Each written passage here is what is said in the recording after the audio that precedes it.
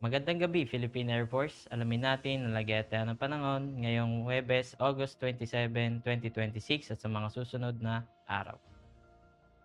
At para sa ating synoptic situation, based sa ating satellite image, ay meron pa rin tayong minomonitor na low pressure area sa loob ng Philippine Area of Responsibility.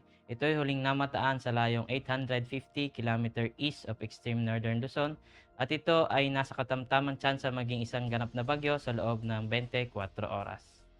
Samantalang southwest monsoon naman o hanging habagat ang nakakapekto sa Luzon at sa western part ng Visayas.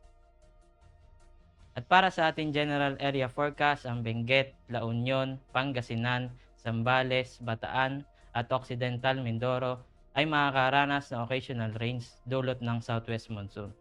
Samantalang ang Metro Manila, ang natitirang bahagi ng Luzon, western part ng Visayas at Negros region ay makakaranas ng maulap na kalangitan na may kalat-kalat na pag-ulan, pagkulog at pagkidlat. Samantalang sa natitirang bahagi ng Visayas, pati na rin ang Mindanao, ay makakaranas ng bahagyang maulap hanggang sa maulap na kalangitan na may pulupulong pag-ulan, pagkulog at pagkidlat. At para sa susunod na 3 araw sa Metro Manila, Cavite, Lipa City, simula Sabado hanggang Linggo ay makakaranas ng occasional rains at pagdating ng Lunes ay makakaranas ng maulap na kalangitan na may kalat-kalat na pag-ulan, pagkulog at pagkidlat. Samantalang sa Angeles, simula Sabado hanggang Lunes ay makakaranas ng occasional rains.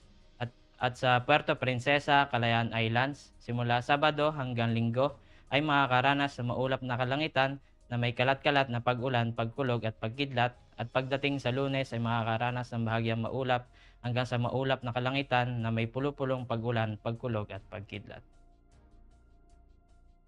At para naman sa Mactan, Zamboanga at Davao, simula Sabado hanggang Lunes ay makakaranas ng bahagyang maulap hanggang sa maulap na kalangitan na may pulupulong pag-ulan, pagkulog at pagkidlat. Ang haring araw ay lulubog mamayang 6:12 p.m. at sisikat bukas ng 5:44 a.m. At para sa ating moon illumination, meron tayong 100%. At para manatiling updated sa lagayataya ng panahon, ugaling i-follow lamang ang Air Force Weather Center sa aming mga social media accounts.